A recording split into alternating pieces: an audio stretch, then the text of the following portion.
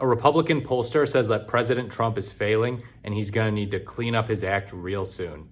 Alternet reports President Trump is now 6 months into his second term, and one prominent Republican pollster and messaging expert is cautioning that he may already be setting his party up for political failure in the coming midterm elections.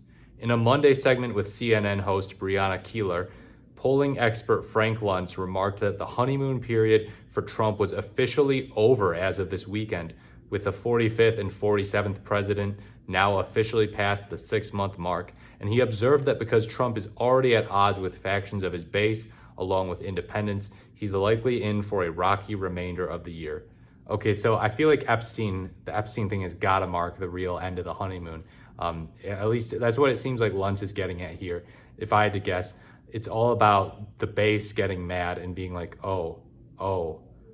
we were promised stuff about Epstein and he's not delivering. Some of them are coping. They're coping really hard and they're saying, why didn't anyone talk about Epstein when Biden was president? Why didn't President Biden release the Epstein files? There are all these Democrats saying we need to release the Epstein files now, but why didn't they say it under Biden? It's complete and utter cope because Biden didn't campaign on releasing the Epstein files. Trump did. Trump bragged about, I'm going to be all for government transparency and all that stuff. And me and my supporters, we're standing up against the establishment. And his supporters were all like, release the Epstein list. Yeah, we need to know. We need to find out what our evil government is doing. So he is past the honeymoon phase, but I don't know if it came just this past weekend or much earlier. Quote, his vote is not all of America, and he did get right at 50%. But a president should be trying to reach out to more than just 50%, should be trying to unite the country, Luntz said. If you look at the issues in this legislation, you go issue by issue and you put it plainly to the public. A lot of them have majority support, but the legislation overall doesn't, because in his communication, he's focused on his base and he's doing a great job there. But that's not all of America. And I, as a pollster, have to see 100% of the country, not just the 49.9% who voted for him. Okay, so he's talking about the big, beautiful bill there, legislation. The big, beautiful bill obviously is terrible. There are plenty of people on the right who have expressed some skepticism of some portions of it, in fairness. And in fact, some portions were changed to appease them. They were talking about some of the issues with federal land. But for the most part, MAGA folks will come after you if you bash the big, beautiful bill. If you point out how it's taking away healthcare, they will say, actually, it's only taking healthcare away from illegal aliens and people who are defrauding Medicare. And that's a good thing, right? It makes Medicare stronger. And it's like, that's not what's happening. That is not what is happening at all. They're taking Medicare from way more people than just illegal immigrants and people committing fraud. It's in there. They acknowledge it.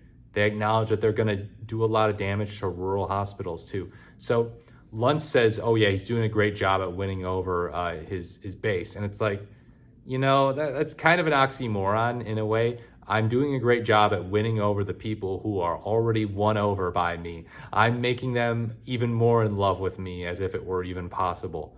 No, actually, you can kind of just take those people for granted in a weird way. I'm not saying you should take anyone for granted. You should love everyone in your life who helps you. But, Trump can take his base for granted. And he could actually do stuff that could win over independents. It could potentially win over center-right types. Maybe a few things to win over, neoliberals.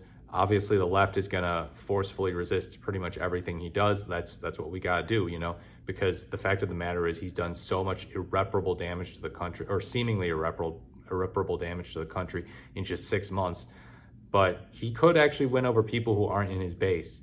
But he's not doing a great job at that. I get the sense that there aren't many people outside those in his base who are super pleased with the way that things are going. Elon Musk used to be his friend. Now Elon Musk is mad at him. So, we look at Keilar responded to Luntz by referencing a CNN SSRS poll conducted earlier this month, finding that even on immigration, which is considered Trump's strongest issue, the president is underwater.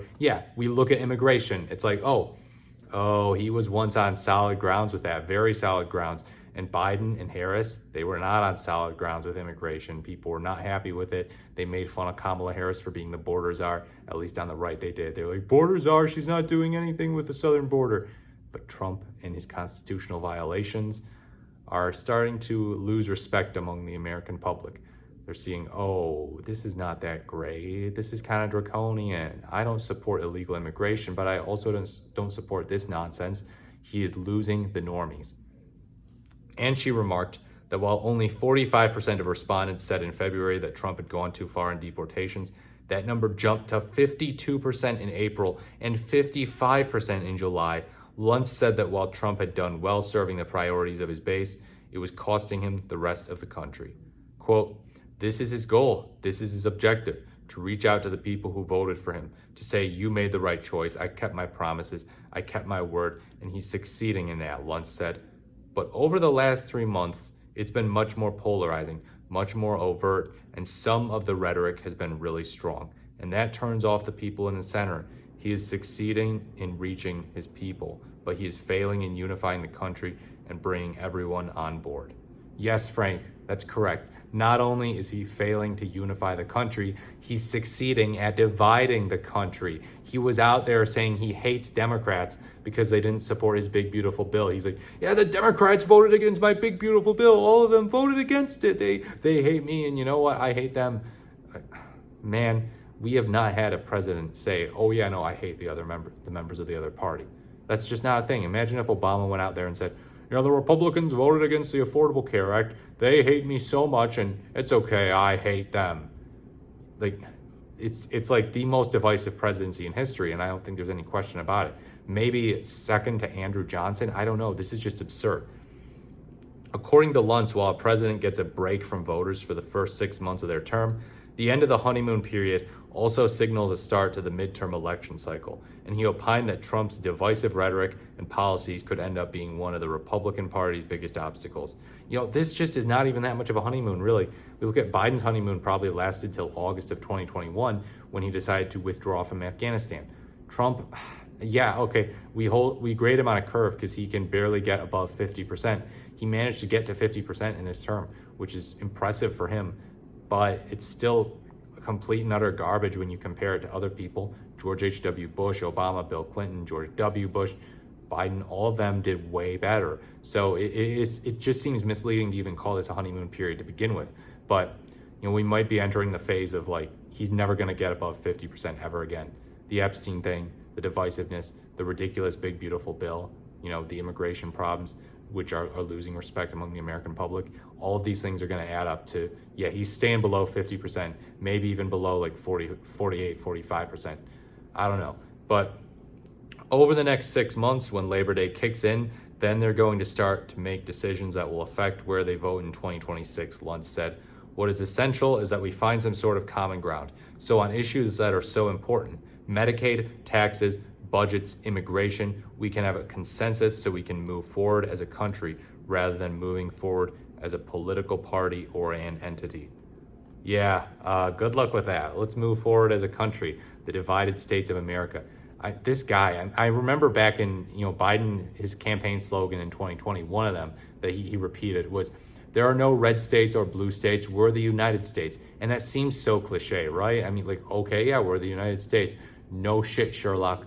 But against Trump, something like that is very suited. It's very suited. It's a fitting thing to run against him with, because Trump is like just all about divide and conquer. And Biden actually passed bills that helped red states. The infrastructure bill. He's like, yeah, no, let's help some of these red states. They actually need it the most.